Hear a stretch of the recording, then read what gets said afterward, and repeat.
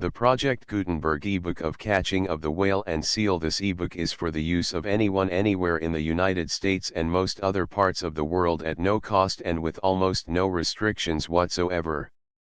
You may copy it, give it away or reuse it under the terms of the Project Gutenberg license included with this ebook or online at www.gutenberg.org. If you are not located in the United States, you will have to check the laws of the country where you are located before using this ebook. Title: Catching of the Whale and Seal, or Henry Acton's Conversation to his son William on the Whale and Seal Fishery. Author, anonymous. Release date, February 3, 2024. Ebook number 72862. Language, English. Original publication, Salem Ma, Ives and Jewett, 1838. Credits, the online distributed proofreading team at https://www.pgdp.net. This file was produced from images generously made available by the Internet Archive. Start of the Project Gutenberg ebook Catching of the Whale and Seal. Dangers of the whale fishery. Catching of the Whale and Seal, or Henry Acton's Conversation to his son William on the Whale and Seal Fishery. With plates. Salem, published by Ives and Jewett.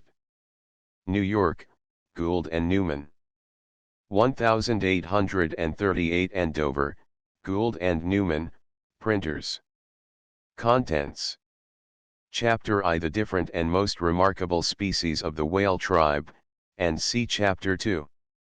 Food of whales, and their manner of obtaining it, and see Chapter III. The taking of a whale with her young, and see Chapter IV. Boats hand harpoon blubber lance gun harpoon accidents dangers of the northern fishery, and see Chapter V. Proceedings after a whale is killed. Chapter VI. The different species of seals, the fishery on the islands of the Pacific, and see Natural history of the whale. Chapter I: The different and most remarkable species of the whale tribe. Nature's strange work. Vast whales of different form, toss up the troubled flood, and are themselves a storm.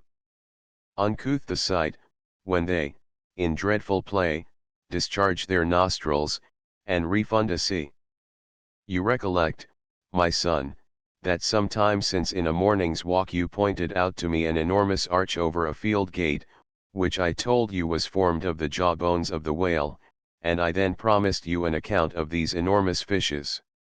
Among the numberless tribes of living animals that people the northern seas, the class of whales are by far the largest, and although living in the water, they are in many respects similar to quadrupeds. They not only bring forth their young alive, but suckle them as do the land animals. They have also a thick layer of fatty substance, called blubber, surrounding their whole body, beneath the skin, and it is by this covering, my son, that Providence enables them to defy the most dreadful extremities of cold even under the ice at the poles. Although they are the mightiest animals that swim the ocean stream, their bulk has been often exaggerated, they being rarely more than 60 feet long, which implies a weight of 70 tons, being nearly that of 300 fat oxen. The tail is the most active limb of this mighty animal. Its power is tremendous. A single blow throws a large boat with its crew into the air. There are several varieties of the whale. The most dangerous one is the razorback, which is longer than the common black or right whale, and although smaller in circumference, is a more powerful animal, swimming at the rate of 12 miles an hour, and has been known to run off 480 fathoms of line with a harpoon attached to him in 1 minute. They are difficult to obtain, often obliging the sailors to cut the line in order to escape destruction, but as this species contains only 10 or 12 tons of oil of an inferior quality, the whalers generally shun his encounter. Sometimes, however, they mistake him in the water for the common one. The other species of whale eagerly sought after by man, is the cachalot or spermaceti. This animal is almost invariably found in large herds of from 150 to 200. Chapter 2. Mode of living, manner of taking their food, and c. The spermaceti as well as the common whale feeds on the smallest insects or animalcula of the ocean. Its capacious mouth with the vast fringes of whalebone attached to the inside of its mouth is a most excellent filter, enabling it to receive a large quantity of water at a mouthful, and to separate the seaweed and gravel from it, even of the size of a pin's head. This substance, called whalebone, is taken from the upper jaw of the animal, and is very different from the real bones, which resemble those of great land animals. When we reflect, my son, that the same almighty power, whose will has formed the immense whale, has also given animation and senses to the smallest sea insects which are the food of this marine monster, how must our pride be lowered, while we are so unable to comprehend the mechanism which puts them in motion, and much less that intelligence and power which has given them life.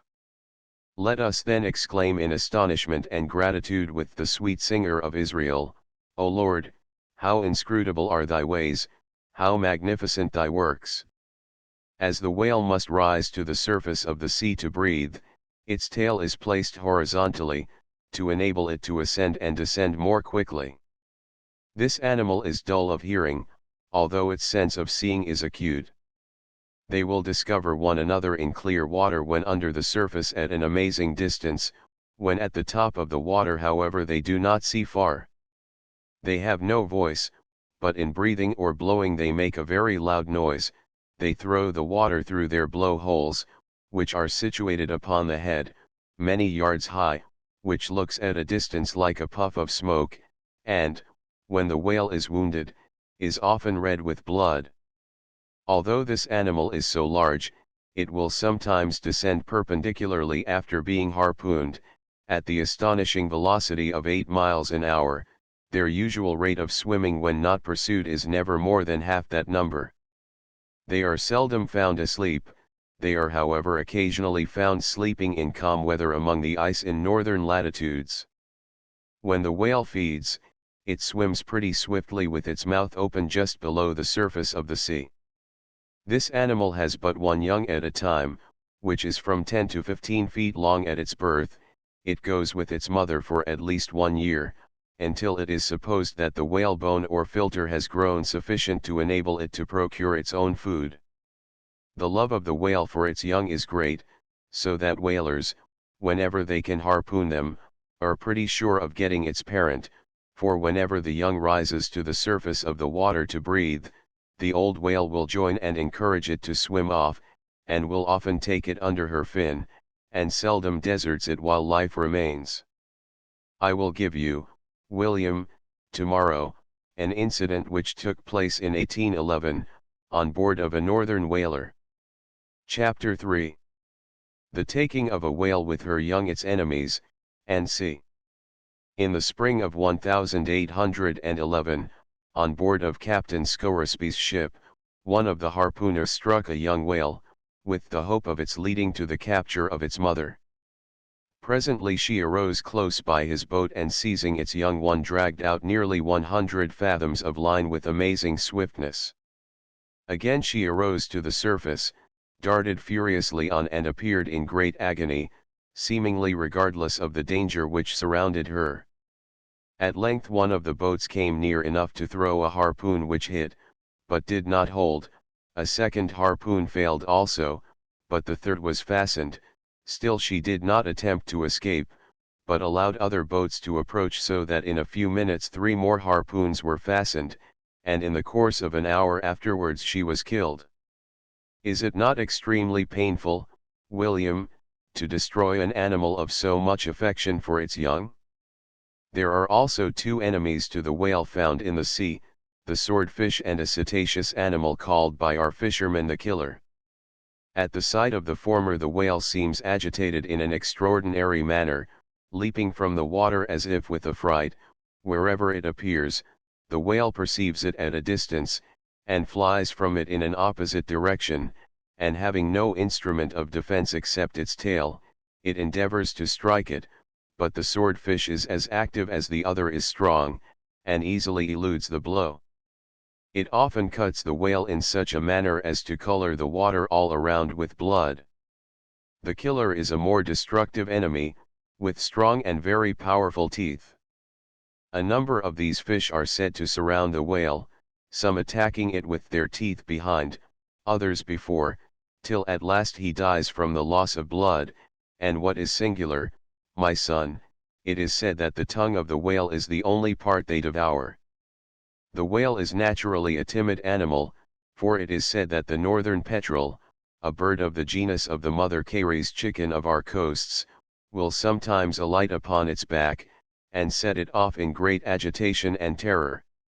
It is also frequently annoyed by the larger species of sharks, as the wounds sometimes found upon their tails evidently show.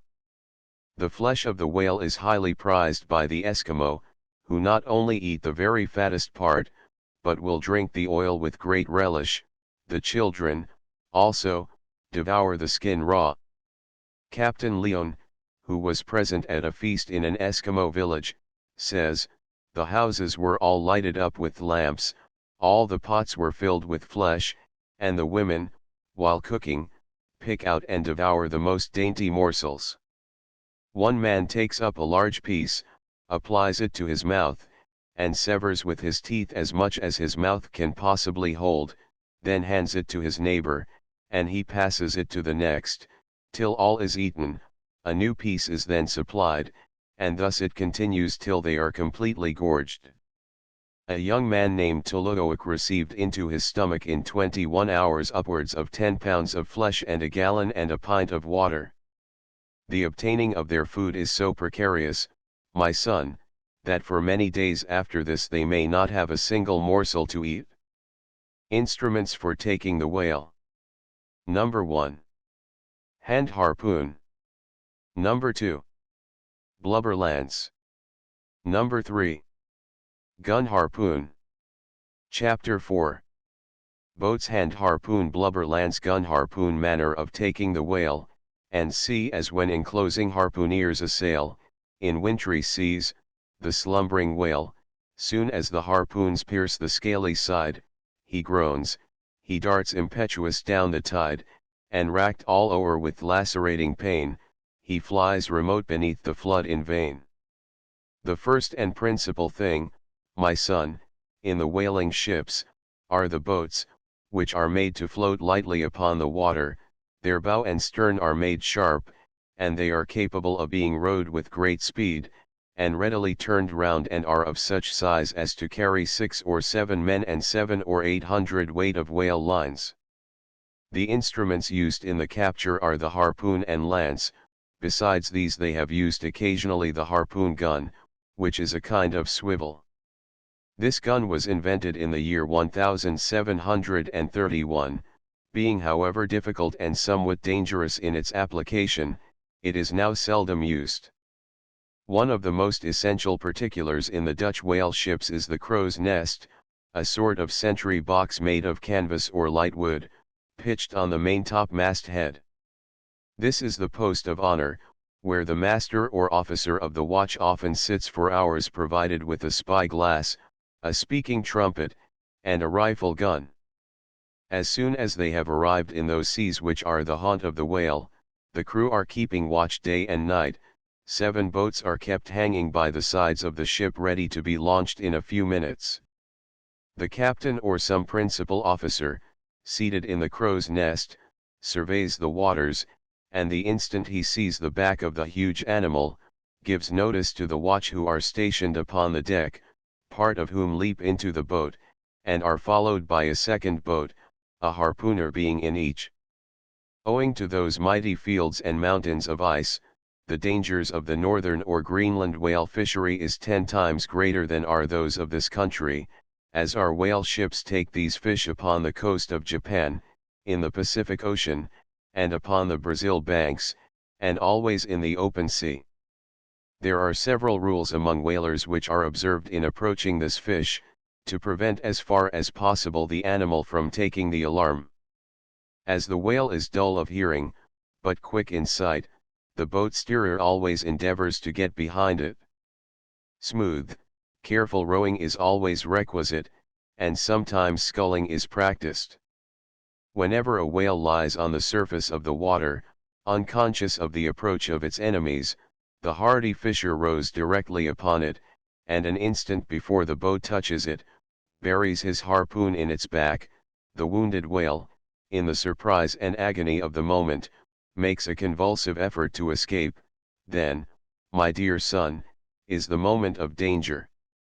The boat is subjected to the most violent blows from its head or its fins, but particularly from its ponderous tail, which sometimes sweeps the air with such tremendous fury, that both boat and men are exposed to one common destruction. The head of the whale is avoided, because it cannot be penetrated with the harpoon, but any part of the body between the head and tail, will admit of the full length of the instrument. The utmost care is necessary in every person in the boat, while the lines are running out, fatal consequences having sometimes arisen from the entanglement of the line while the whale is going with amazing swiftness. A sailor from Greenock, in 1818, happening to step into the center of a coil of running rope, had his foot entirely carried off. Another belonging to the ship Henrietta had carelessly cast some part of the line under his feet, when a sudden dart of the fish made it twist round his body, and he had but just time to cry out, "Clear away the line!" Oh dear, when he was cut almost asunder, dragged overboard, and never more seen. The immense distances to which whales will run is very surprising. A harpoon was thrown from the boat of the ship Resolution, in 1812, into one, which run out 10,440 yards, or about 6 miles of line. Catching whale in the Arctic seas. Every boat fast to a living whale carries a flag, and the ships to which such boats belong, also wear a flag, until the whale is either killed or makes its escape. These signals serve to indicate to surrounding ships the exclusive title of the fast ship to the entangled whale, and to prevent their interference, excepting in the way of assistance in the capture. A full-grown whale generally occupies the whole of the boats belonging to one ship in its capture, which sometimes takes the whole day. They have been taken in half an hour from the throwing of the harpoon. The ease with which some whales are killed, is truly surprising, but with others it is equally astonishing that neither line nor harpoon can effect their capture. Some escape with 4 or 5 harpoons, while others equally large have been killed with a single harpoon. Indeed, my son, whales have been taken by the entanglement of a line, without any harpoon at all. One was taken by the crew of the ship Nautilus, in 1814, by its accidentally having taken the line into its mouth, and by the compression of its lips, they having cut the end of the line from a whale which they had just killed, and as it was sinking in the water, another one engaged in feeding was advancing with its mouth wide open, accidentally caught this line between its extended jaws, which induced it to shut its mouth and grasp the line so firmly as to effect its capture. A whale sometimes causes danger by proving to be alive after having exhibited every symptom of death. Captain Scoresby mentions the instance of one which appeared so decidedly dead, that he himself had leaped on the tail, and was putting a rope through it, when he suddenly felt him sinking from beneath him. He made a spring towards a boat that was some yards distant, and grasping its side was drawn on board. The fish then moved forwards, reared his tail aloft, and shook it with such prodigious violence, that it could have been heard for several miles off. After a few minutes of this violent struggle he rolled on his side and expired. The many accidents which have taken place in the Greenland and Spitzbergen whale fishery, even under the direction of the most experienced mariners, are lamentable and manifold, and I will now, William, relate to you some of the many which have occurred to the English and Dutch whalers. The most common is that of a ship being beset and sometimes dashed to pieces by the collision of those mighty masses or mountains of ice with which northern seas are continually filled. The Blecker, Captain Pitt, was driven against the ice with such violence that in an instant all her rigging was dashed in pieces. The crew, however, escaped upon the ice, and after a few days were taken off by a Dutch ship. Captain Bile, some years afterwards, lost a ship richly laden, which went down suddenly, after which the crew wandered in boats over the sea for 14 days before they were taken up. 13 other vessels perished the same year in those seas. 3 years afterwards, Captain Bile lost a second ship, the crew having just time to save themselves on the ice. William here asked his father if whale ships were not sometimes lost at sea. Yes, my son, many fishing ships as well as merchantmen have foundered at sea, and have never been heard from since their departure. I remember, father, says William, a piece of poetry which Aunt Mary learnt me a long time since on the loss of a vessel. Deep in the silent waters, 8,000 fathoms low, a stately ship lies perishing, she foundered long ago. There were blessings poured upon her, when from her port she sailed, and prayers and anxious weeping, went with her o'er the sea. But how that fine ship perished, none knew, save him on high, no island heard her signal, no other bark was nigh. We only know from Boston she sailed, far o'er the main, we only know to Boston she never came again. You will find, my son, by referring to Irving's sketch book, a most thrilling description of a wreck at sea. The whale fishery is not more distinguished for examples of sudden peril and besetment than for unexpected deliverance from the most alarming situations. 3 Dutch ships, after having completed a rich cargo on the northern coast of Spitsbergen, were at once so completely beset, that the crews in general urged the necessity of proceeding over the ice, and endeavoring to reach some other vessel. The captain of one of the 3, however, strongly urged the obligation of doing all in their power to preserve such valuable property, and they agreed to make a further trial, when, in 20 days, the ice opened, and they had a happy voyage homeward. The Dame Maria Elizabeth had set out early for the fishery, and was so fortunate as, by the 30th of May, to have taken 14 whales. Then, however, a violent gale from the south blew in the ice with such violence, that the captain found himself completely beset, and saw 2 Dutch vessels and 1 English go to pieces at a little distance. At length a brisk gale from the north gave him the hope of being extricated, when presently he was involved in a dense fog, which froze so thick upon the sails and rigging, that the ship appeared a mere floating iceberg.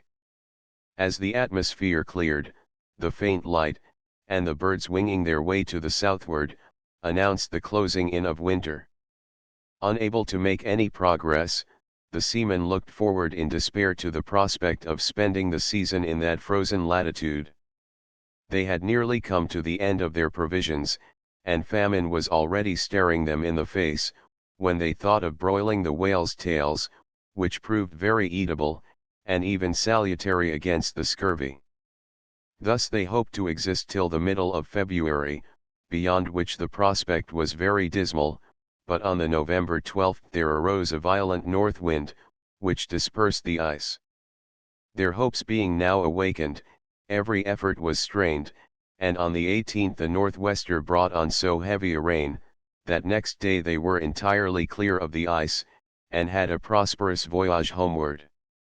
Captain Broertys, in the Guillaume, arrived on the 22d June at the great bank of northern ice, where he found 50 vessels moored and busied in the fishery. He began it prosperously, the very next day indeed he killed a large whale. The day after, a tempest drove in the ice with such violence that 27 of the ships were beset, of which 10 were lost. Broertys, on the July 25th, seeing some appearance of an opening, caused his ship to be warped through by the boats, but, after 4 days' labor, she found herself, with 4 other ships in a narrow basin, enclosed by icy barriers on every side. On the August 1st the ice began to gather thick, and a violent storm driving it against the vessels, placed them in the greatest peril for a number of days. On the 20th a dreadful gale arose from the northeast, in which the Guillaume suffered very considerable damage. In this awful tempest, out of the 5 ships 2 went down, while a third had sprung a number of leaks. The crews were taken on board of the 2 remaining barks, which they greatly incommoded. On the 25th all the 3 were completely frozen in, when it was resolved to send a party of 12 men to seek aid from 4 vessels which a few days before had been driven into a station at a little distance, but by the time of their arrival 2 of these had been dashed to pieces, and the other 2 were in the most deplorable condition. 2 Hammog ships, somewhat farther removed, had perished in a similar manner. Meantime the former came in sight of Gale-Hamps Land, in Greenland, and the tempest still pushing them gradually to the southward, Iceland at length appeared on their left. The 2 more distant ships found a little opening, through which they contrived to escape. The crews of the 3 others were beginning to hope that they might at last be equally fortunate, when, on the September 13th, a whole mountain of ice fell upon the Guillaume. The men, half naked, leaped out upon the frozen surface, saving with difficulty a small portion of their provisions. The broken remnants of the vessel were soon buried under enormous piles of ice. Of the 2 other ships, one commanded by Gelder Jans had just met a similar fate, and there remained only that of one other, to which all now looked for refuge. By leaping from one fragment of ice to another, the men, not without danger, contrived to reach this vessel, which, though in extreme distress, received them on board. Shattered and overcrowded, she was obliged immediately after to accommodate 50 other seamen, the crew of a Hamburg ship which had just gone down, the chief harpooner and 12 of the mariners having perished. These numerous companies, squeezed into one vessel, suffered every kind of distress. Famine, in its most direful forms, began to stare them in the face. All remoter fears, however, gave way, when on the October 11th, the vessel went to pieces in the same sudden manner as the others, leaving to the unfortunate sailors scarcely time enough to leap upon the ice with their remaining stores. With great difficulty they reached a field of some extent, and contrived with their torn sails to rear a sort of covering, but, sensible that, by remaining on this desolate spot, they must certainly perish, they saw no safety except in scrambling over the frozen surface to the coast of Greenland, which was in view. With infinite toil they effected their object, and happily met some inhabitants, who received them hospitably, and regaled them with dried fish and seal's flesh. Thence they pushed across that dreary region till they succeeded at length, on the March 13th, in reaching the Danish settlement of Frederikshaab. Here they were received with the utmost kindness, and, being recruited from their fatigues, took the first opportunity of embarking for Denmark, whence they afterward sailed to their native country. The Davis's Strait fishery has also been marked with very frequent and fatal shipwrecks. In 1814 the Royalist, Captain Edmonds, perished with all her crew, and in 1817, the London, Captain Matthews, shared the same fate. The only account of either of these ships ever received was from Captain Bennett of the Venerable, who, on the April 15th, saw the London in a tremendous storm, lying to windward of an extensive chain of icebergs, among which, it is probable she was dashed to pieces that very evening. Large contributions were raised at Hull for the widows and families of the seamen who had suffered on these melancholy occasions. Among accidents on a smaller scale, one of the most frequent is, that of boats employed in pursuit of the whale being overtaken by deep fogs or storms of snow, which separate them from the ship, and never allow them to regain it. A fatal instance of this kind occurred to the Ipswich, Captain Gordon, 4 of whose boats, after a whale had been caught, and even brought to the ship's side, were employed on a piece of ice hauling in the line, when a storm suddenly arose, caused the vessel to drift away, and prevented her, notwithstanding the utmost efforts, from ever coming within reach of the unfortunate crews who composed the greater part of her establishment. Mr. Scoresby mentions several casualties of the same nature which occurred to his boat's companies, all of whom, however, in the end, happily found their way back. One of the most alarming cases was that of 14 men who were left on a small piece of floating ice, with the boat wholly unable to withstand the surrounding tempest, but amid their utmost despair they fell in with the Lively of Whitby, and were most cordially received on board. The source, however, of the most constant alarm to the whale fisher is connected with the movements of that powerful animal, against which, with most unequal strength, he ventures to contend. Generally, indeed, the whale, notwithstanding his immense strength, is gentle, and even passive, seeking, even when he is most hotly pursued, to escape from his assailants, by plunging into the lowest depths of the ocean. Sometimes, however, he exerts his utmost force in violent and convulsive struggles, and everything with which, when thus enraged, he comes into collision, is dissipated or destroyed in an instant.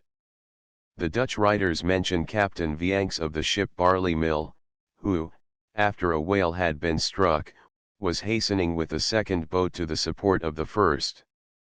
The fish, however, rose, and with its head struck the boat so furiously, that it was shivered to pieces, and Vianks was thrown with its fragments on the back of the huge animal. Even then this bold mariner darted a second harpoon into the body of his victim, but unfortunately he got entangled in the line and could not extricate himself, while the other party were unable to approach near enough to save him. At last, however, the harpoon was disengaged, and he swam to the boat. Mr. Scoresby, in one of his earliest voyages, saw a boat thrown several yards into the air, from which it fell on its side, plunging the crew into the sea. They were happily taken up, when only one was found to have received a severe contusion. Captain Lyons of the Rythe of Leith, on the Labrador coast, in 1802, had a boat thrown 15 feet into the air. It came down into the water with its keel upwards, yet all the men except one were saved. The crew of Mr. Scoresby the elder, in 1807, had struck a whale, which soon reappeared, but in a state of such violent agitation that no one durst approach it. The captain courageously undertook to encounter it in a boat by himself, and succeeded in striking a second harpoon, but another boat having advanced too close, the animal brandished its tail with so much fury, that the harpooner, who was directly under, judged it most prudent to leap into the sea.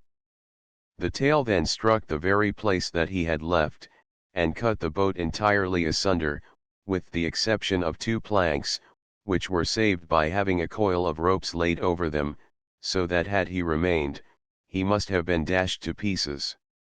Happily all the others escaped injury. The issues, however, were not always so fortunate.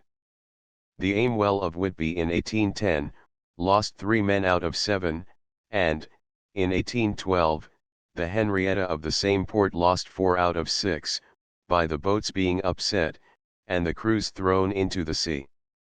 In 1809, one of the men belonging to the Resolution of Whitby, struck a sucking whale, after which the mother, being seen wheeling rapidly round the spot, was eagerly watched.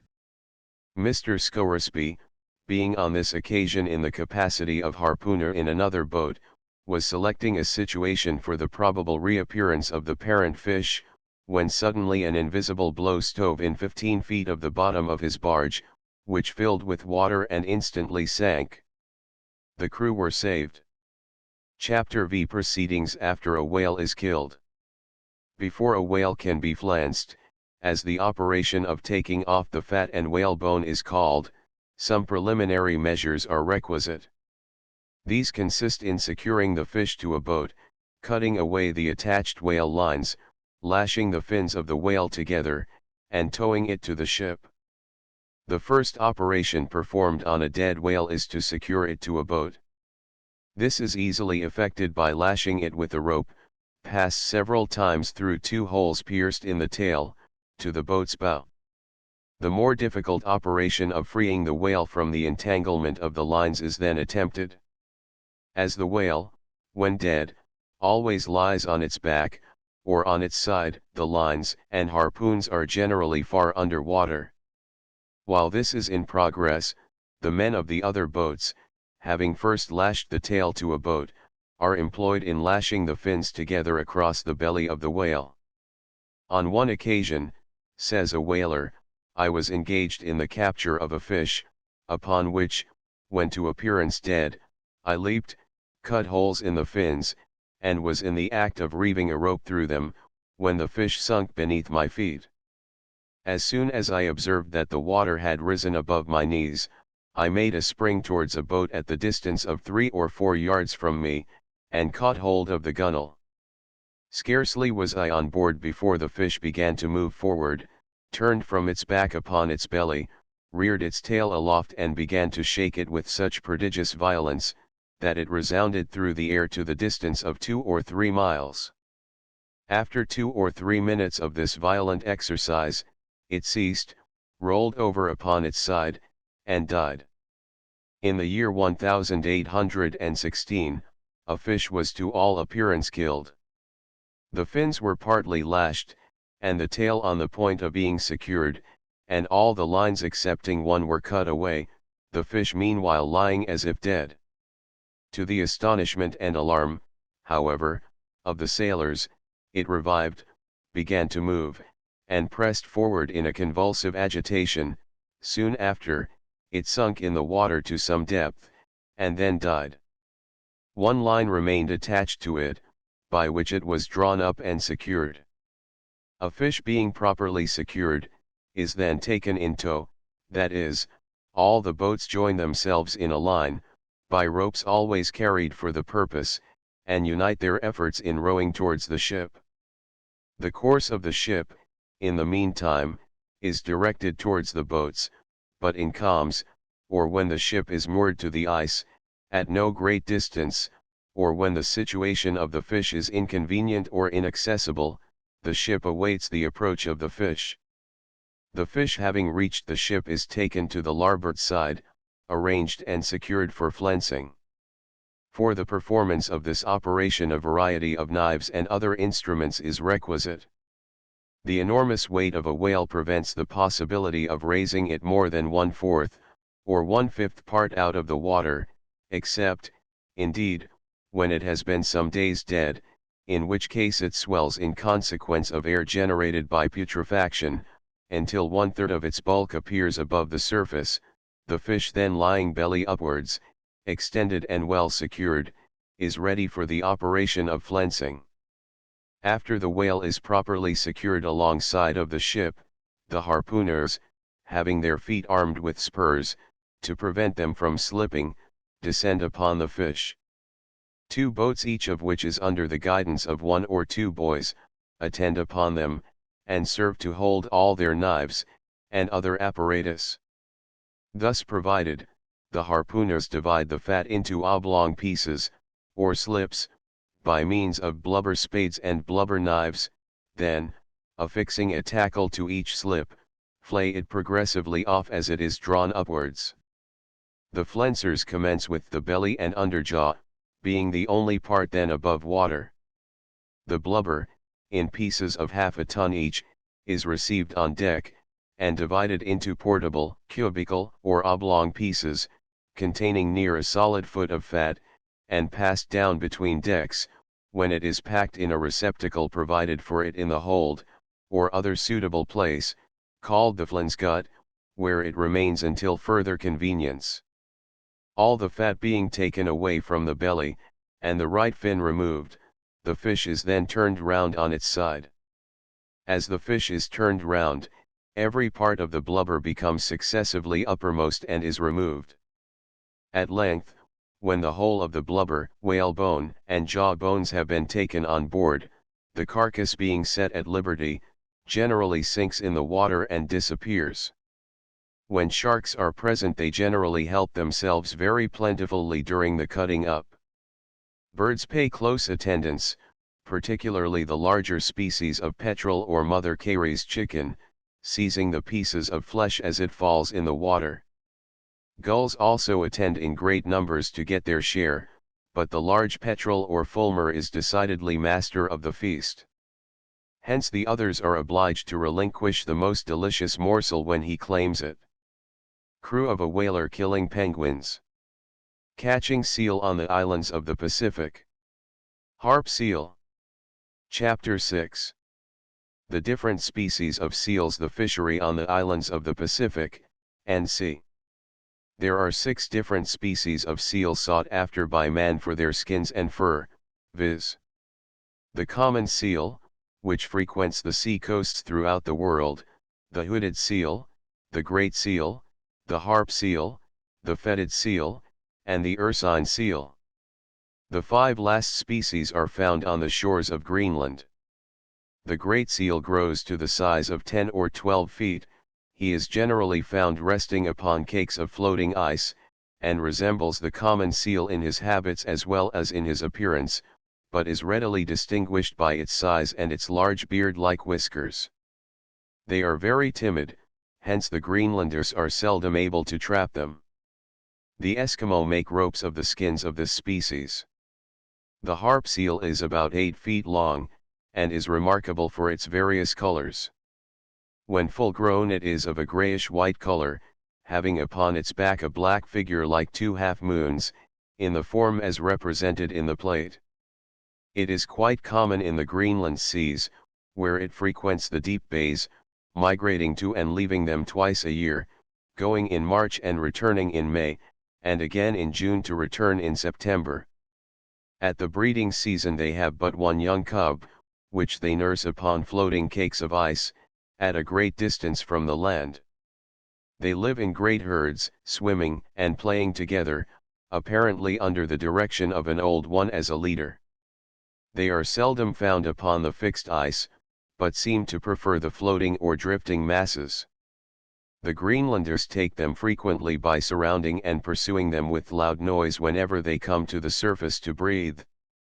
Its skin is used by the Eskimo to cover their tents and boats. The fetid seal is about 4.5 feet long, the hair on this seal is rough like that of a pig, hence their skins are used by the Greenlanders for clothing, the rough side being generally turned inwards. This seal frequents the ice near the land, seldom leaving its favorite haunts which are near holes in the ice for the purpose of fishing, is solitary in its habits, pairs being rarely seen together, and is not very timid, as the northern eagle will occasionally pounce upon it while asleep upon the surface. Their flesh is not esteemed as food even by the voracious Eskimo. The last species of this genus is the ursine seal, which is a large animal, being 5 feet in circumference, and weighing from 8 to 900 pounds. They are found on the islands which lie between America and Kamchatka, where they arrive in the month of June and remain until September, and are then very fat. They lie upon the shores in vast herds, but are separated into families, one large male being surrounded by 15 or 20 females, which they seem to guard with great care. They are very quarrelsome, particularly the old males, and sometimes a large flock amounting to upwards of 100 individuals have furious battles upon the shore. They inflict very severe wounds upon each other during their combats, and when they cease to fight, plunge into the sea in order to wash off the blood with which they may be stained. The males are quite fond of their offspring, but cruelly tyrannical to the females. When any one attempts to catch one of their cubs, the male opposes the aggressor, while the female tries to secure the cub by carrying it off in her mouth, but should she unfortunately drop it, the male attacks her and beats her dreadfully against the stones. Captain Foster says that the cubs are quite fierce, and bark and bite at any one passing them. This seal is a very swift swimmer, moving at the rate of 7 or 8 miles an hour, and is able to remain under water a much longer time than the common seal. We now come, my son, to the common seal, which is found not only throughout the northern seas of both continents, but upon our own shores, and is the seal which furnishes the inhabitants of those cold and frigid climes with nearly all their necessaries and luxuries. What a striking display of the goodness of the all-wise Creator do we find in giving to the Eskimo, who are denied the opportunity of deriving their subsistence from animals which depend upon the vegetable kingdom for nutriment, the abundance of seals, supplying to them the place of flocks and herds, without requiring from those fed and clothed by them any provision for their maintenance. The manner in which the seal feeds is very interesting. When fish are thrown into a tub where several of these animals may be together, they eagerly spring to a considerable distance in the air, raising half their bodies out of the water and stretching out their necks to the utmost. If the fish is caught by the tail, it is then turned head foremost and swallowed whole. They also feed under water and swallow with as much ease as in the air, but in a different manner, which is to open its mouth partially. Seals are animals of passage. When on their travels or migrations, vast droves are seen moving along through the openings of the ice, swimming with their heads always out of the water. They are very timid, seldom sleeping above 5 minutes at a time. 3 of the common seal were taken a few years since on our coast in a net. They fought desperately and were with great difficulty secured. After a few months, however, they became very tame, and one of them was taught to perform many tricks, placing himself in different attitudes at the command of his keeper. They all died during the winter. There were 2 young seals kept in a museum at Paris, which showed no fear in the presence of men or other animals, never attempting to escape or withdraw themselves, unless to avoid being trodden on, and then merely removing to a short distance. One of them would occasionally threaten with its voice and strike with its paw, but would never bite unless extremely provoked. They were very voracious, yet showed no ill temper when their food was taken from them, and some young dogs, to which one of the seals was attached, would snatch the fish from his mouth just as he was about to swallow it, without the seal showing any sign of anger. When both the seals were suffered to eat together, they usually fought with their paws, and the strongest drove the other away. One of these seals was at first very shy, and retreated when any one attempted to caress him, yet in a few days he became quite tame and confident of the kindness of those who approached him. When shut up with 2 little dogs that used to mount upon his back and playfully bark and bite at him, he soon entered into the spirit of their actions, and took pleasure in their frolics, striking them gently with his paw rather to encourage than repress them. When the dogs ran off he would follow them, though the ground was covered with stones and mud. During cold weather he would lie in close company with the dogs for the sake of their mutual warmth. The other seal evinced a strong degree of attachment to the keeper, recognizing him at a considerable distance, and using many expressive gestures and looks to solicit his attention and obtain food, the idea of which was no doubt associated with the presence of the keeper. These seals barked commonly in the evening, or on a change of weather, though with a much feebler voice than that of the dog. Their anger was exhibited by a kind of hissing noise. A young seal, which was given by the master of a whaler to the officers of the Alexander, one of the ships on the former voyage, became so entirely domesticated and attached to the ship that it was frequently put into the sea and suffered to swim at perfect liberty, and when tired would return of itself to the boats and be taken in.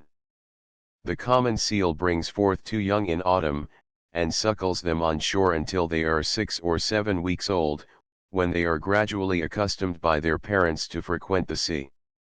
At this period they are generally of a whitish or light fawn color, covered with soft or woolly hair, and when in distress or hurt have a sort of whining voice. Seals are mostly associated in families consisting of a few males and a large number of females and young ones. They are fond of landing on the sea beach, ledges of rocks or ice banks, for the purpose of basking in the sun, and in fine weather prefer being on the ice to remaining in the water, Sometimes indeed they are very averse to take to the water when they have been out of it long enough to become perfectly dry. When on their passage from one place to another they swim in very large flocks or shoals, and become visible to the mariner every few minutes, as they are obliged to come to the surface to breathe. This is generally done by the whole company nearly at the same time, when they spring up so as to raise their heads, necks, and even their whole bodies, out of the water. From the peculiar vivacity of their movements and general sportiveness of the company, such a shoal of these animals has obtained from the sailors the designation of a seal's wedding.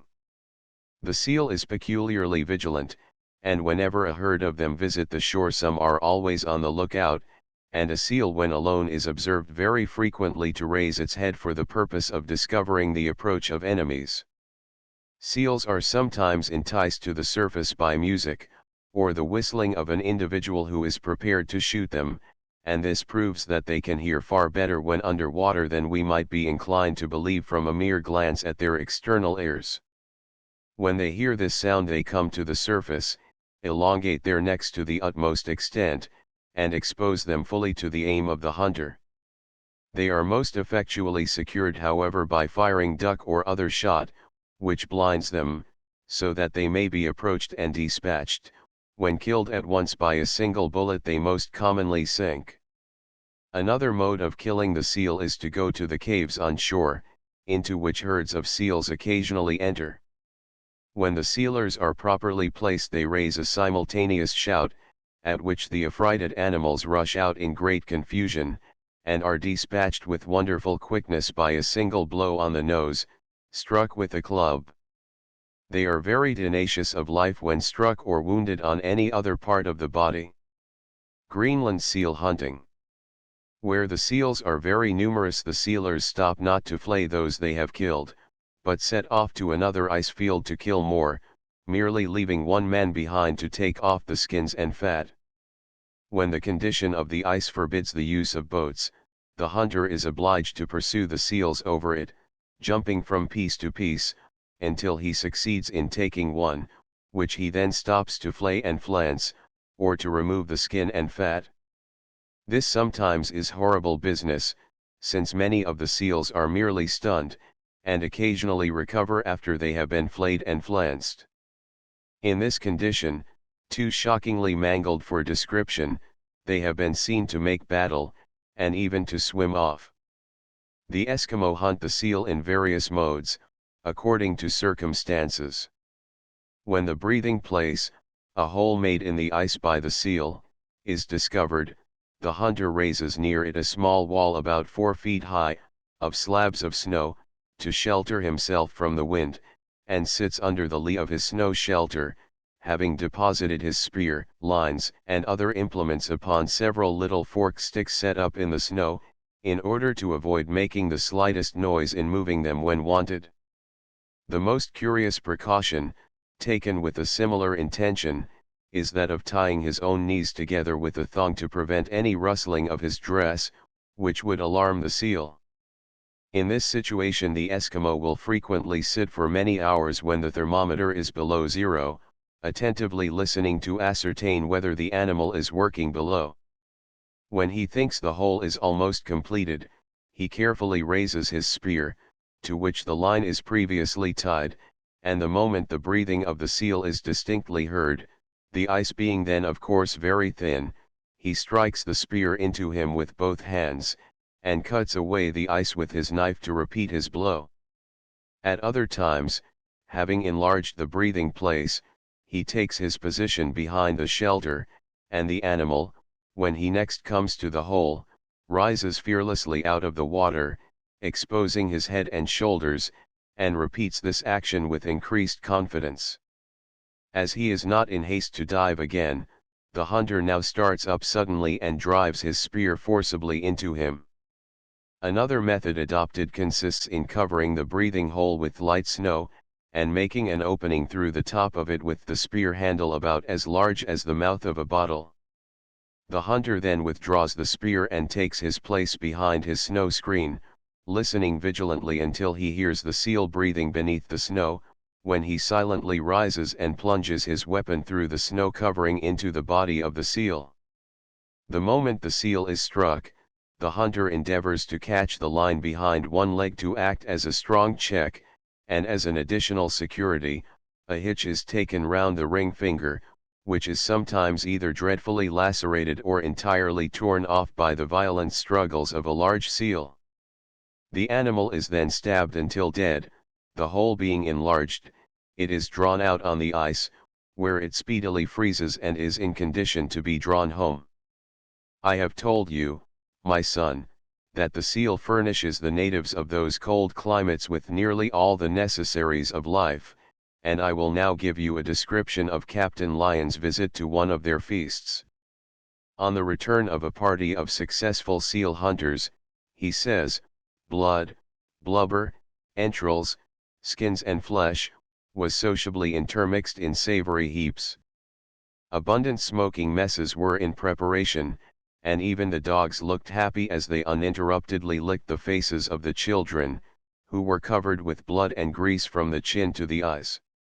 Universal merriment prevailed, and such men and children as could bear more food stood lounging round the women, who sat sucking their fingers and cooking as fast as possible. While the messes were preparing, the children solaced themselves by eating such parts of the raw uncleaned entrails as their young teeth could tear, and those morsels which proved too tough were delivered over to their mothers, who soon reduced them to a proper size and consistency for their tender offspring. At the distribution of the contents of one of the pots I was complimented with a fine piece of half-stewed seal's flesh, from which the kind donor, a most unsavory-looking old lady, with the most obliging politeness, had first licked the gravy and dirt, and bitten it all round in order to ascertain the most tender part on which I should make the first attack. My refusal of this delicacy did not offend, and we had much laughing on the subject, particularly when the old woman, with well-feigned disgust and many wry faces, contrived to finish it herself. In my rambles on this day of plenty I found, beyond a doubt, that the women do not eat with the men, but waiting till they are first satisfied, then enjoy a feast by themselves. In the meantime, however, the females who superintend the cooking have the privilege of licking the gravy from the lumps of meat as they are taken out and before they are presented to their husbands. Both sexes eat in the same manner, although not in equal proportions, the females very seldom, and the men very frequently stuffing until they become quite stupefied. A lump of meat being given to the nearest person, he first sucks it all round and then pushes as much as he can into his mouth, cutting it from the larger piece close to his lips, to the great danger of them and his nose. The meat then passes round until it is consumed, and the person before whom it stops is entitled to the first bite of the next morsel. In this manner a meal continues a long time, as each eats or rather bolts several pounds, and the pots are in consequence frequently replenished. In the intermediate time the convives suck their fingers or indulge in a few lumps of delicate raw blubber. The swallows of the Eskimo are of such a marvelous capacity that a piece of flesh of the size of an orange very rarely receives half a dozen bites before it is bolted, and that without any apparent exertion. The rich soup of the meat is handed round at the close of the repast, and each takes a sup in turn until it is finished, when the pot is passed to the good woman of the house, who licks it carefully clean and then prepares to make a mess for herself. On all occasions the children are stuffed almost to suffocation. The meals being finished, every one scrapes the grease, and see from his face into his mouth, and the fingers are then cleaned by sucking. The food of the Eskimo is cooked by the aid of a lamp, which is supplied with seal oil, the wick being composed of moss. On this lamp are they also dependent for warmth in their huts, which are made of snow, as well as for their supply of water to drink, which, during a great part of the year is only to be obtained by melting snow. A scarcity of seals, therefore, is accompanied by a series of ills. The hut is deprived of light and warmth, and the sufferings of famine are increased by the torment of thirst, against which they have no other resource under such circumstances except to eat the snow, which affords but a partial relief. In judging of the filth and voracity of these poor creatures, we must ever bear in mind the circumstances which during so much of the time render water almost unattainable, except to quench their thirst, as well as the frequent and severe starvation to which they are subjected. The Eskimo apply the skins of seals to various purposes, amongst which the most important is the construction of their boats. The small boat to carry but one person is called kayak, and has been aptly compared in shape to a weaver's shuttle, having the head and stern equally sharp. There is an opening or hole in which the rower sits, having a rim or projection to which a part of the dress may be fastened in such a manner as entirely to exclude the water. The weight of the whole does not exceed 50 or 60 pounds, so that the boat may be readily carried by the owner on his head, and from the peculiar form of the rim, without applying his hands. The Eskimo are very proud of their boats. They place a warm skin in the bottom to sit upon, and the position of the paddler is with the legs extended and the feet pointed forwards. Whenever any weight is to be raised, or the stowage of the boat to be changed, two kayaks lie together, and the paddles of each being laid across, a steady double boat is formed. When not paddling, the occupant must preserve a very nice balance, and a tremulous motion is always to be observed in the boat. The Eskimo in the vicinity of Winter Island have not the art of regaining the upright position when overturned by a dexterous use of the paddle. An inflated seal bladder is a constant appendage to the canoe equipage. The weapons are kept in their places on the upper surface of the boats by small lines of whalebone, tightly stretched across so as to receive the points or handles of the spears beneath them. The stem or stern of the boat is frequently stowed with flesh, birds, or eggs. A seal, notwithstanding its roundness and liability to roll, is so carefully balanced on the boat as seldom to require being tied on. When going before the wind while a smart swell is running, the kayak requires the nicest management, as the slightest inattention would expose the broadside to the sea and be followed by immediate peril to this frail vessel. The extreme velocity with which the kayak is impelled, and the dexterity with which it is turned and guided, render it a very interesting object. The Eskimo use another boat made of seal skin, which is larger and destined to carry luggage, or to transport their families. This is called umiak or umiak, and is made nearly square at the head and stern. Its frame is made of whalebone or wood, and the bottom is flat. The seal skins with which the frame is covered are deprived of the hair, and are at all times transparent, but especially so when wet. Each of the boats has 5 or 6 seats or thwarts, placed as in ours, and is moved by 2 very clumsy oars with flat blades, which are used by the women, and steered with a similar oar by another.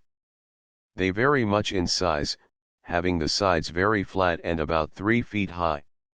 Sometimes they are so large as 25 feet in length by 8 in breadth, and are capable of containing women, boys, and small children, to the number of 21 persons. As I have alluded to the Eskimo, my son, it will perhaps be interesting to you to hear something further of their mode of life. I will therefore give you a description of one of their snow villages, with an account of a visit by a large party of them to the winter quarters of Captains Parry and Lyon, which is taken from the narrative of discovery and adventure in the polar seas and regions.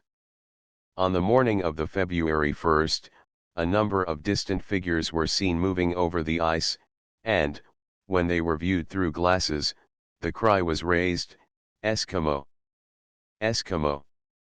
As it was of great importance to deal courteously and discreetly with these strangers, the 2 commanders formed a party of 6, who walked in files behind each other, that they might cause no alarm. The Eskimo then formed themselves into a line of 21, advanced slowly, and at length made a full stop. In this order they saluted the strangers by the usual movement of beating their breasts.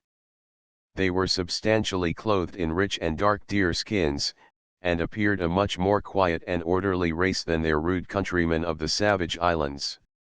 On the English producing their precious commodities, knives, nails, and needles, an active traffic was set on foot, and the females, on seeing that much importance was attached to the skins which formed their clothing, began immediately to strip off those with which their fair persons were covered.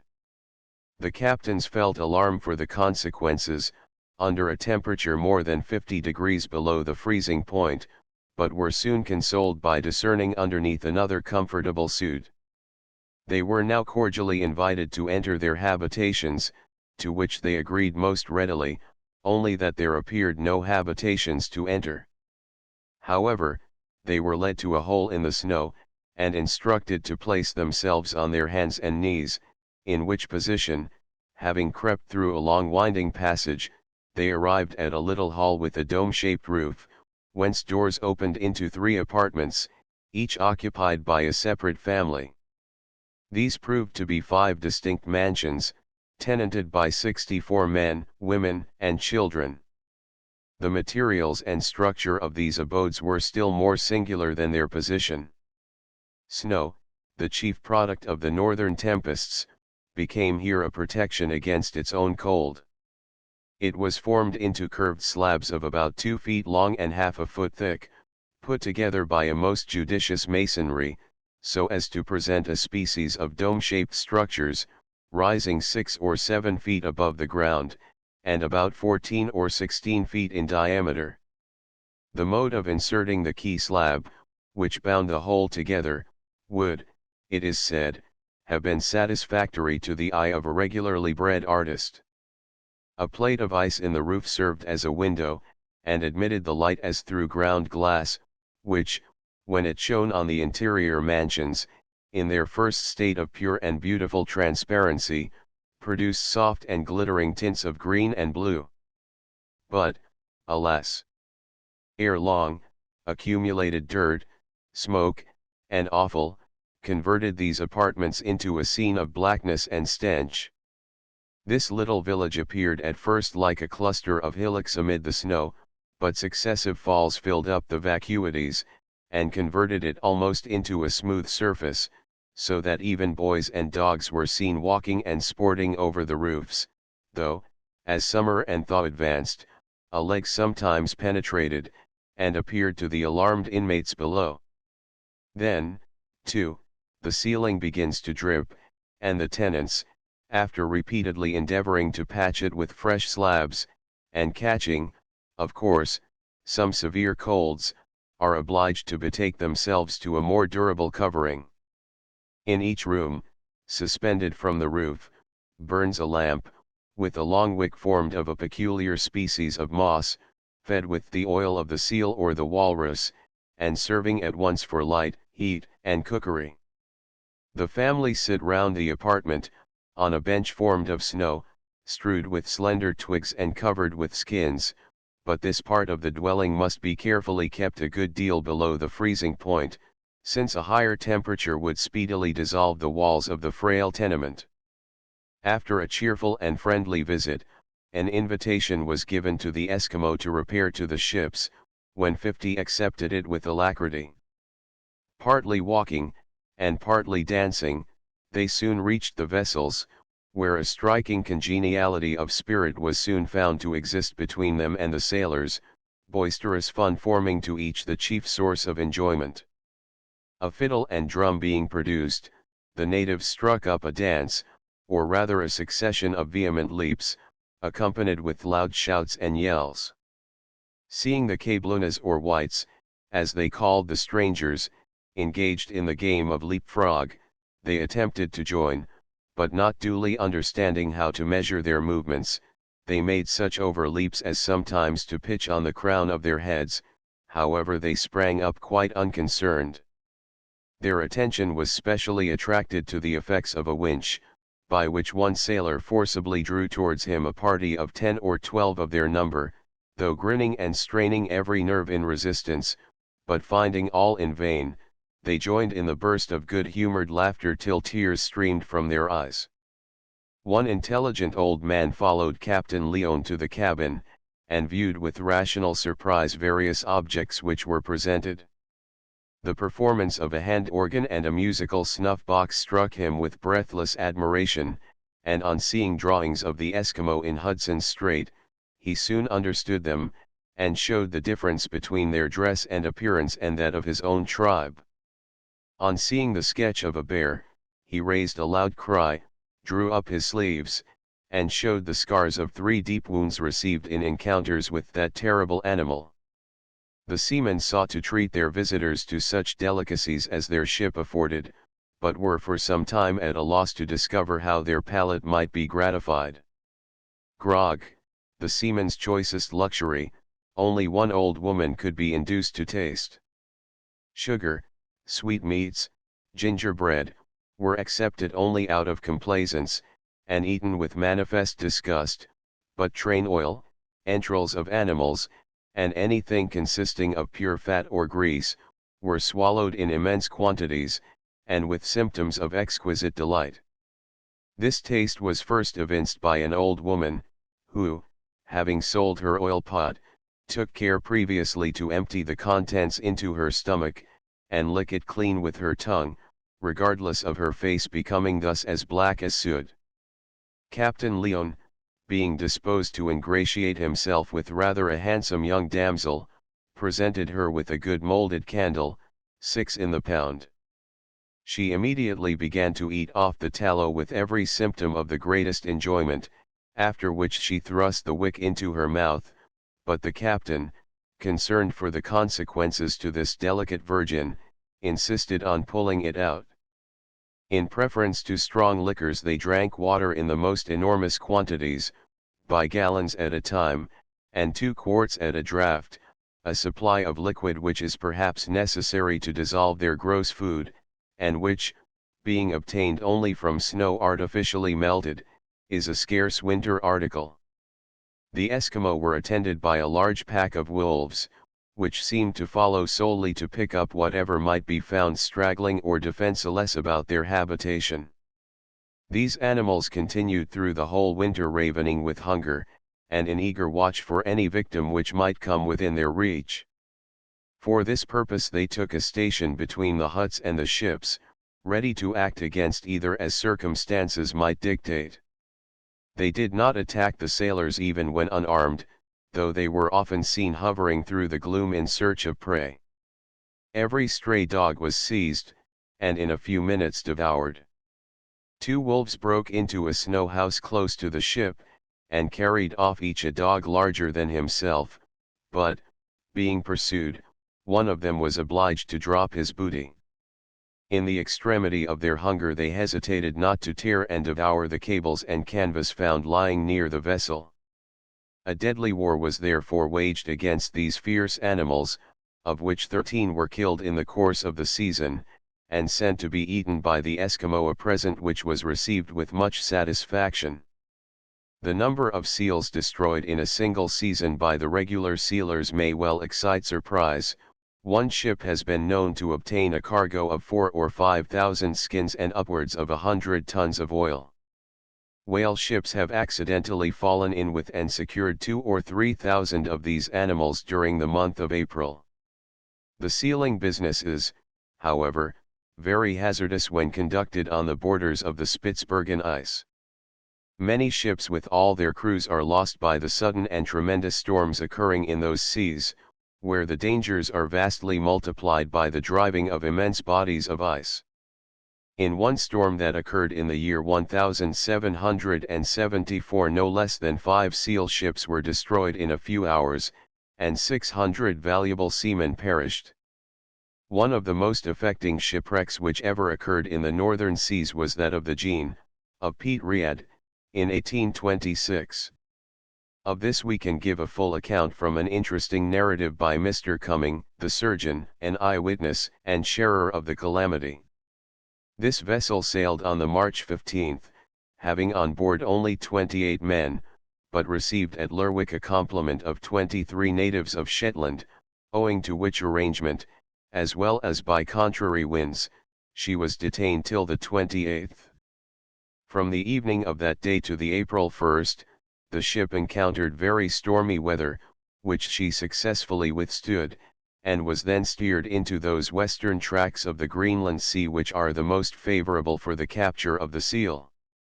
In one day the seamen killed 1,138 seals, and the entire number caught in 5 days exceeded 3,070.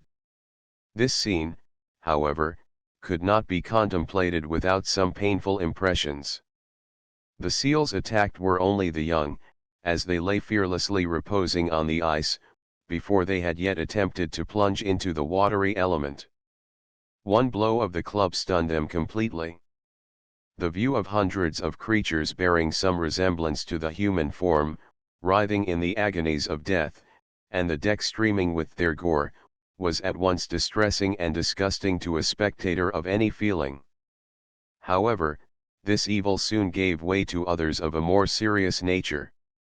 On the morning of the April 18th the sailors had begun their fishery as usual, but a breeze sprung up, and obliged them by 11 o'clock to suspend operations. The gale continually freshened, and was the more unpleasant from their being surrounded with loose ice, which a dense and heavy fog made it impossible to distinguish at any distance. The mariners took in all sail, but did not apprehend danger till 6 in the evening, when the wind, which had been continually increasing, began to blow with tenfold fury. All that the narrator had ever heard, of the united sounds of thunder, tempest, and waves, seemed faint when compared with the stunning roar of this hurricane. At 8 the ship was borne upon a stream of ice, from which she received several severe concussions, the consequence of which was that at 10 the water began to enter, and at 12 no exertion in pumping could prevent her from being gradually filled. At 1 in the morning she became completely waterlogged.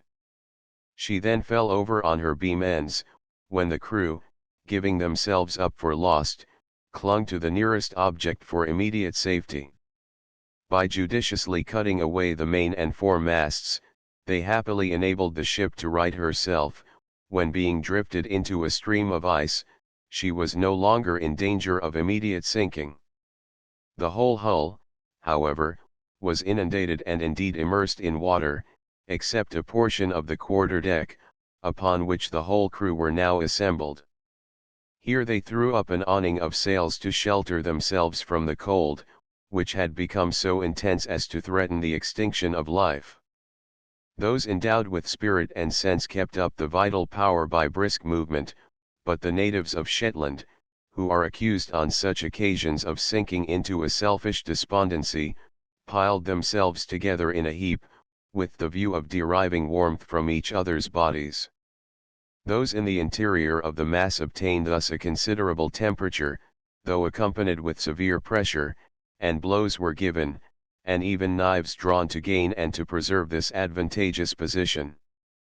On the 19th, one Shetlander died of cold, another on the 20th, and a third on the 21st. Events felt by the others as peculiarly gloomy, chiefly, it is owned, as forming a presage of their own impending fate.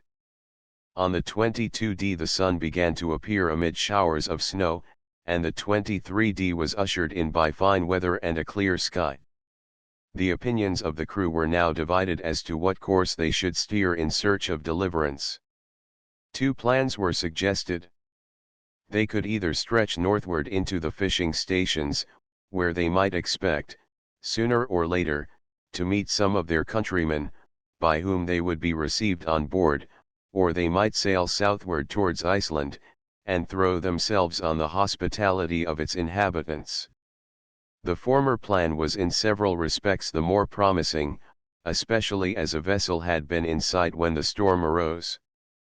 But its uncertainties were also very great.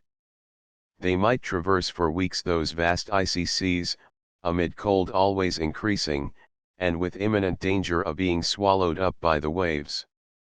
Iceland was distant, but it was a definite point, and upon this course they at last wisely determined. Several days were spent in fitting out their 2 remaining boats, all the others having been swept away, and in fishing up from the interior of the vessel every article which could be turned to account. During this operation, the weather continuing fine, they could not forbear admiring the scene by which they were surrounded.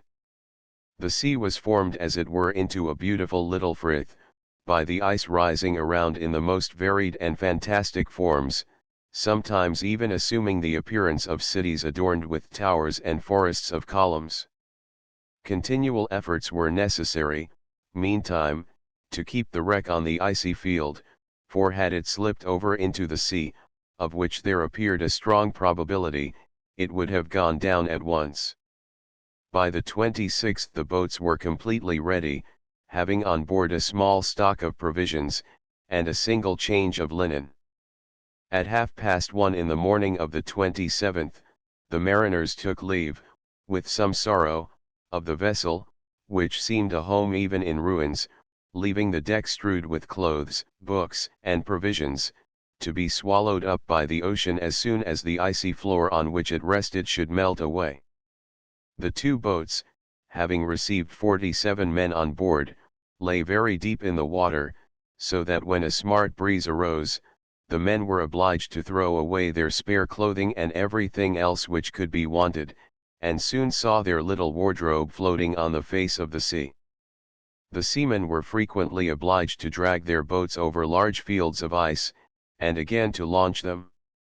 However, a favorable wind in 10 hours enabled them to make 41 miles, when they came to the utmost verge of the icy stream, and entered upon the open ocean. Their fears were not yet removed, for if a heavy gale had arisen, their slender barks must soon have been overwhelmed. There blew in fact a stiff breeze, which threw in a good deal of water, and caused severe cold. However, at 7 in the evening, they saw, with inexpressible pleasure, the lofty and snow-capped mountains of Iceland. But these were still 50 miles off, and much might intervene, so that the night, which soon closed in, passed with a mixture of joy and fear. Fortunately the morning was favorable, and about 4 they saw a black speck on the surface of the ocean. It proved to be an island, naked, rocky, and seemingly uninhabited. On turning a promontory, however, what was their joy to see a boat pushing out to meet them. And they were received by the natives with every mark of kindness and compassion.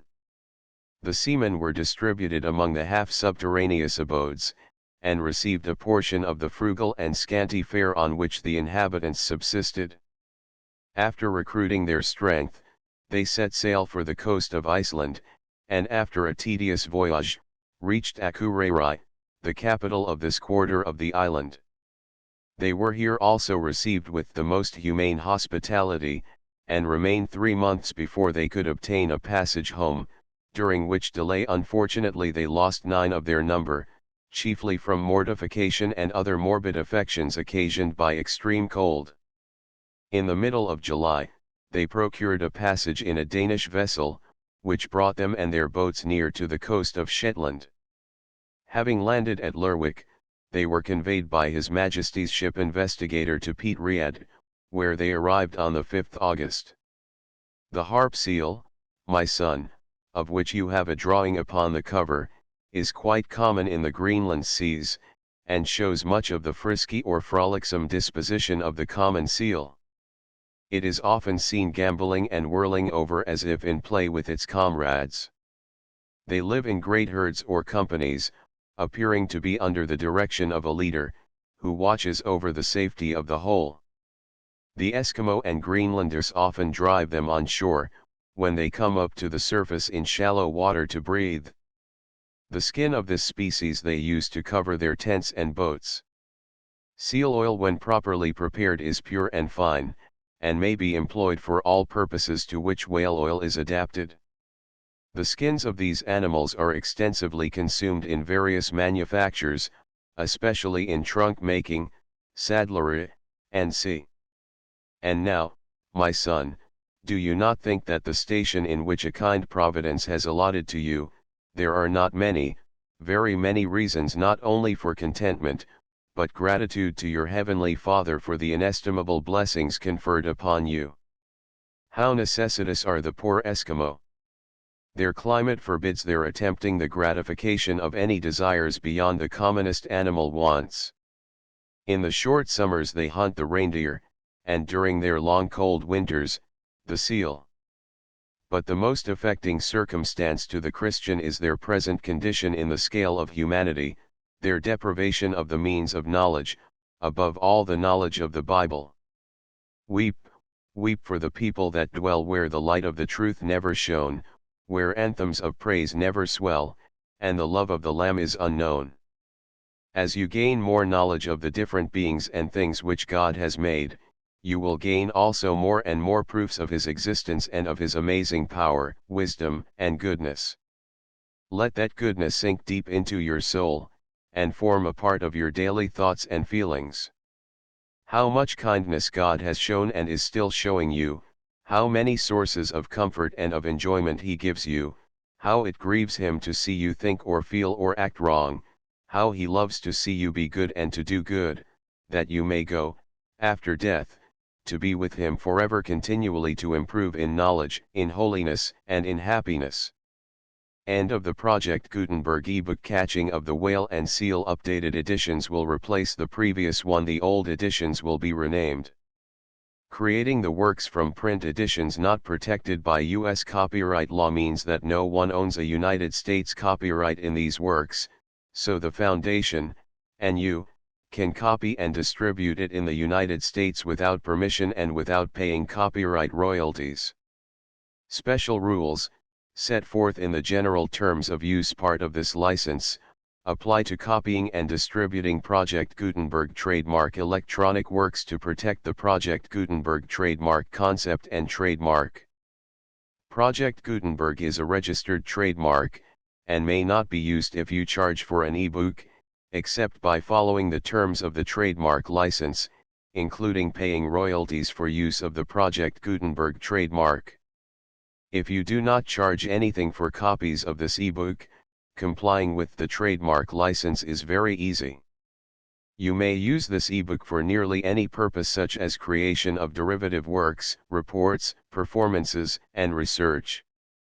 Project Gutenberg ebooks may be modified and printed and given away. You may do practically anything in the United States with ebooks not protected by U.S. copyright law. Redistribution is subject to the trademark license, especially commercial redistribution. Start, full license. The full Project Gutenberg license. Please read this before you distribute or use this work to protect the Project Gutenberg trademark mission of promoting the free distribution of electronic works, by using or distributing this work, or any other work associated in any way with the phrase Project Gutenberg. You agree to comply with all the terms of the full Project Gutenberg trademark license available with this file or online at www.gutenberg.org/license. Section 1. General Terms of Use and Redistributing Project Gutenberg Trademark Electronic Works 1.a. By reading or using any part of this Project Gutenberg trademark electronic work, you indicate that you have read, understand, agree to and accept all the terms of this license and intellectual property, trademark/copyright, agreement. If you do not agree to abide by all the terms of this agreement, you must cease using and return or destroy all copies of Project Gutenberg trademark electronic works in your possession. If you paid a fee for obtaining a copy of or access to a Project Gutenberg trademark electronic work and you do not agree to be bound by the terms of this agreement, you may obtain a refund from the person or entity to whom you paid the fee as set forth in paragraph 1.e.8. 1.b. Project Gutenberg is a registered trademark. It may only be used on or associated in any way with an electronic work by people who agree to be bound by the terms of this agreement. There are a few things that you can do with most Project Gutenberg trademark electronic works even without complying with the full terms of this agreement. See paragraph 1.c below. There are a lot of things you can do with Project Gutenberg trademark electronic works if you follow the terms of this agreement and help preserve free future access to Project Gutenberg trademark electronic works. See paragraph 1.e below. 1.c. The Project Gutenberg Literary Archive Foundation, the foundation or PGLOF, owns a compilation copyright in the collection of Project Gutenberg trademark electronic works. Nearly all the individual works in the collection are in the public domain in the United States. If an individual work is unprotected by copyright law in the United States and you are located in the United States, we do not claim a right to prevent you from copying, distributing, performing, displaying, or creating derivative works based on the work as long as all references to Project Gutenberg are removed. Of course, we hope that you will support the Project Gutenberg trademark mission of promoting free access to electronic works by freely sharing Project Gutenberg trademark works in compliance with the terms of this agreement for keeping the Project Gutenberg trademark name associated with the work. You can easily comply with the terms of this agreement by keeping this work in the same format with its attached full Project Gutenberg trademark license when you share it without charge with others. 1.d. The copyright laws of the place where you are located also govern what you can do with this work. Copyright laws in most countries are in a constant state of change. If you are outside the United States, check the laws of your country in addition to the terms of this agreement before downloading, copying, displaying, performing, distributing or creating derivative works based on this work or any other Project Gutenberg trademark work. The Foundation makes no representations concerning the copyright status of any work in any country other than the United States.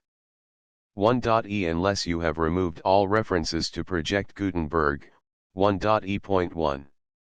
The following sentence, with active links to, or other immediate access to, the full Project Gutenberg trademark license must appear prominently whenever any copy of a Project Gutenberg trademark work, any work on which the phrase Project Gutenberg appears, or with which the phrase Project Gutenberg is associated, is accessed, displayed, performed, viewed, copied or distributed.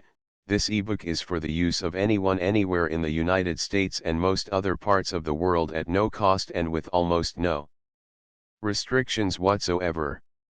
You may copy it, give it away or reuse it under the terms of the Project Gutenberg license included with this ebook or online at www.gutenberg.org.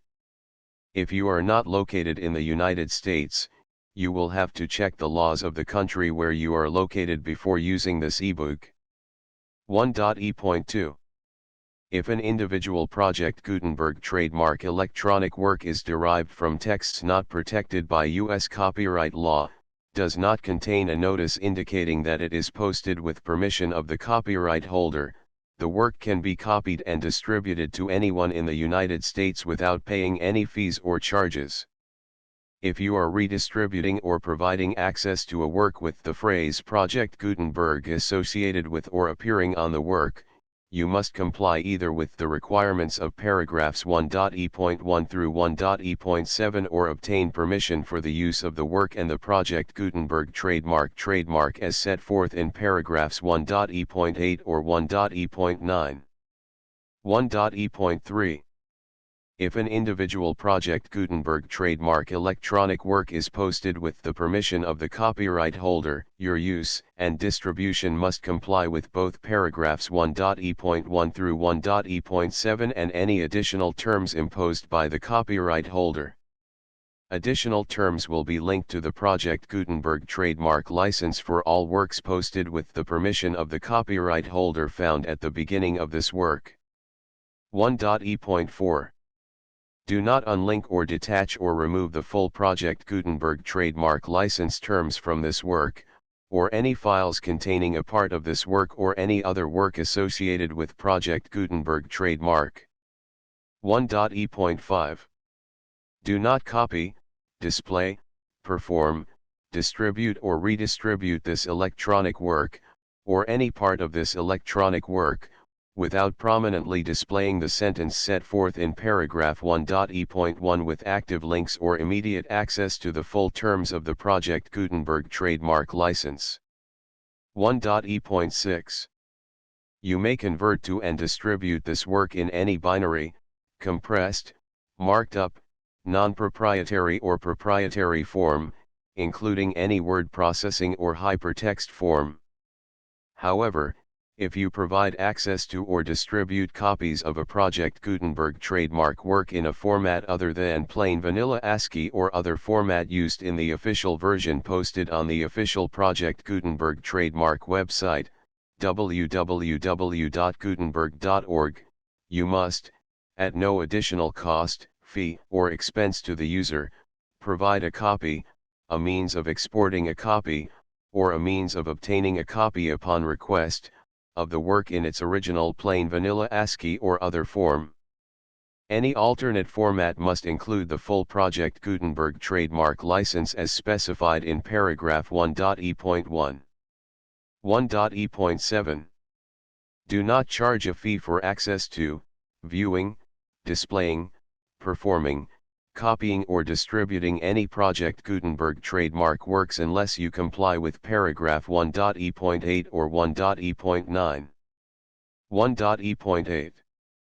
You may charge a reasonable fee for copies of or providing access to or distributing Project Gutenberg trademark electronic works provided that, you pay a royalty fee of 20% of the gross profits you derive from the use of Project Gutenberg trademark works calculated using the method you already use to calculate your applicable taxes.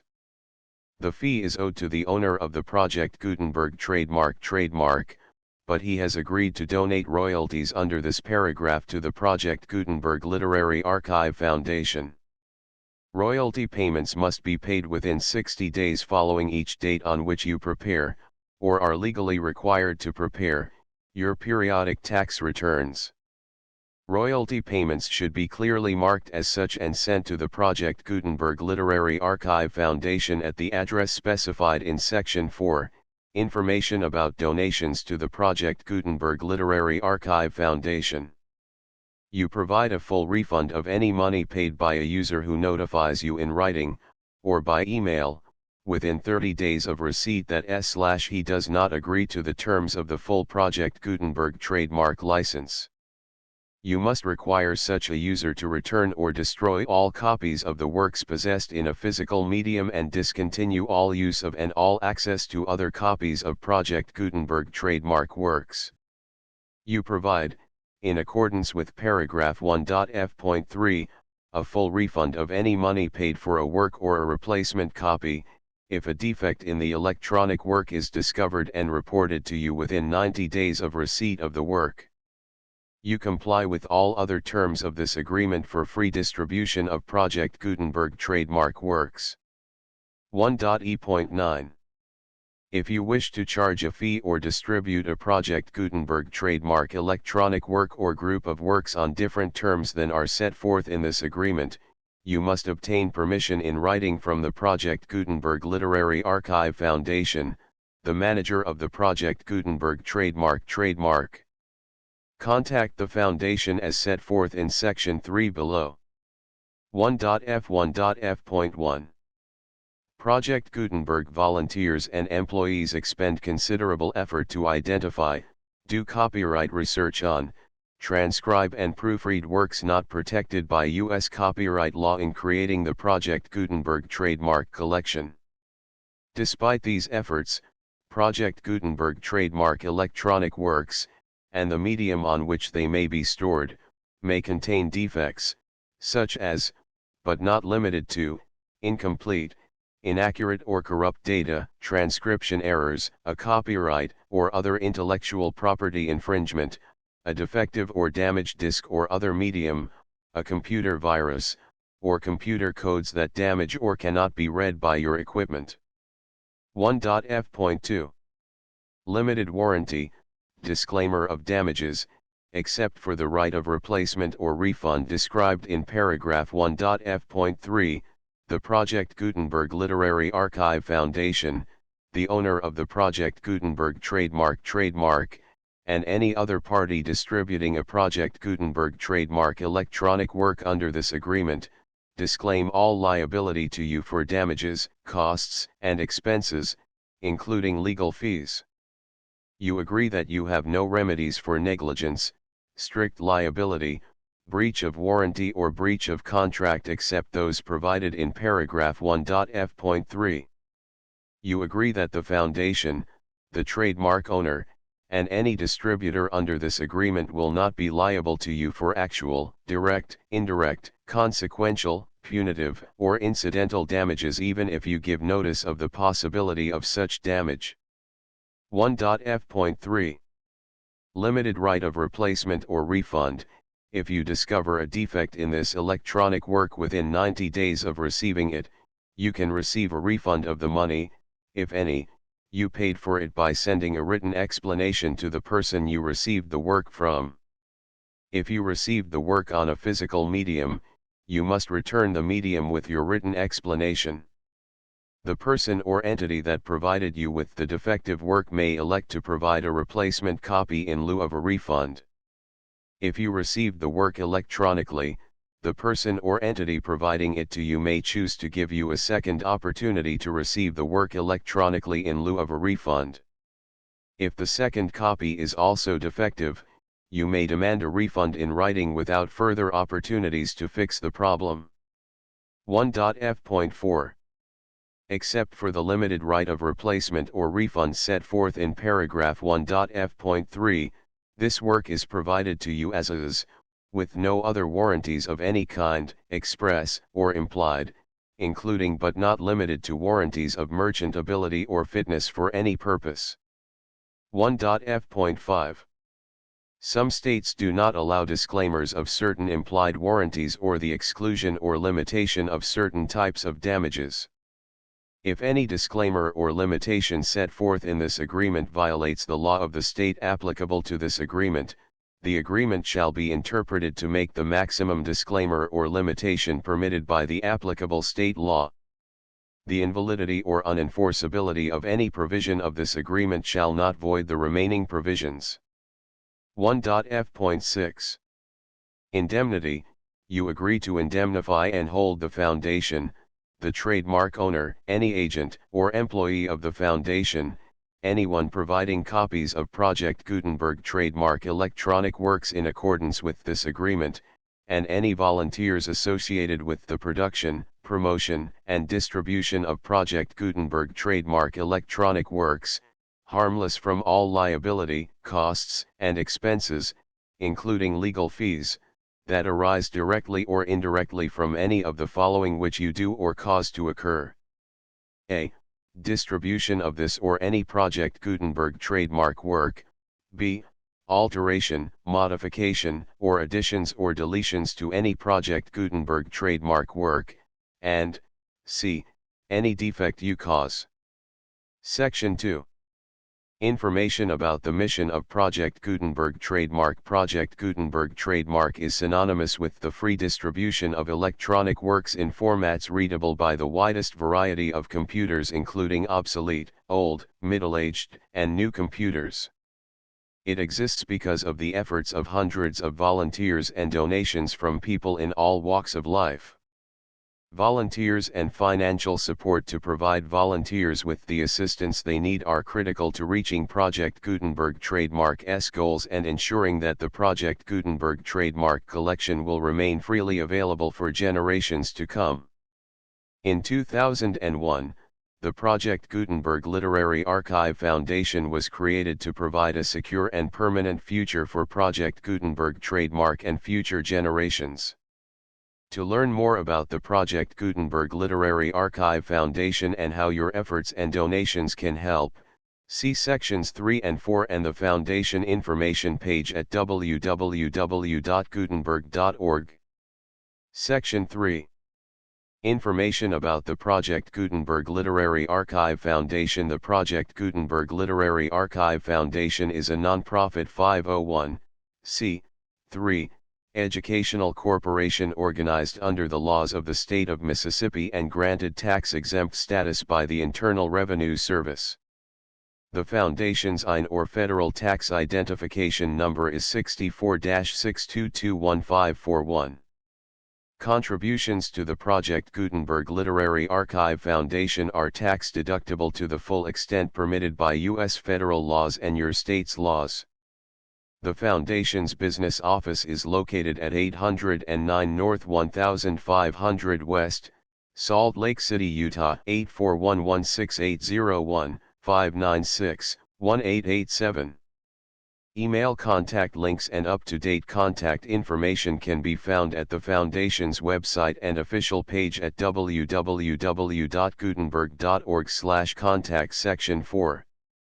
Information about donations to the Project Gutenberg Literary Archive Foundation. Project Gutenberg trademark depends upon and cannot survive without widespread public support and donations to carry out its mission of increasing the number of public domain and licensed works that can be freely distributed in machine-readable form, accessible by the widest array of equipment including outdated equipment.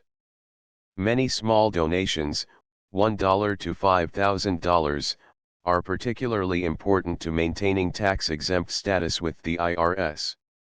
The Foundation is committed to complying with the laws regulating charities and charitable donations in all 50 states of the United States.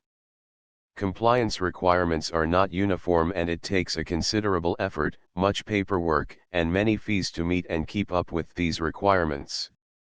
We do not solicit donations in locations where we have not received written confirmation of compliance. To send donations or determine the status of compliance for any particular state, visit www.gutenberg.org/donate. While we cannot and do not solicit contributions from states where we have not met the solicitation requirements, we know of no prohibition against accepting unsolicited donations from donors in such states who approach us with offers to donate. International donations are gratefully accepted, but we cannot make any statements concerning tax treatment of donations received from outside the United States. U.S. laws alone swamp our small staff. Please check the Project Gutenberg web pages for current donation methods and addresses. Donations are accepted in a number of other ways, including checks, online payments, and credit card donations. To donate, please visit www.gutenberg.org/donate. Section 5. General information about Project Gutenberg trademark electronic works. Professor Michael S. Hart was the originator of the Project Gutenberg trademark concept of a library of electronic works that could be freely shared with anyone. For 40 years, he produced and distributed Project Gutenberg trademark ebooks with only a loose network of volunteer support. Project Gutenberg trademark ebooks are often created from several printed editions, all of which are confirmed as not protected by copyright in the U.S. unless a copyright notice is included. Thus, we do not necessarily keep ebooks in compliance with any particular paper edition. Most people start at our website, which has the main PG search facility, www.gutenberg.org.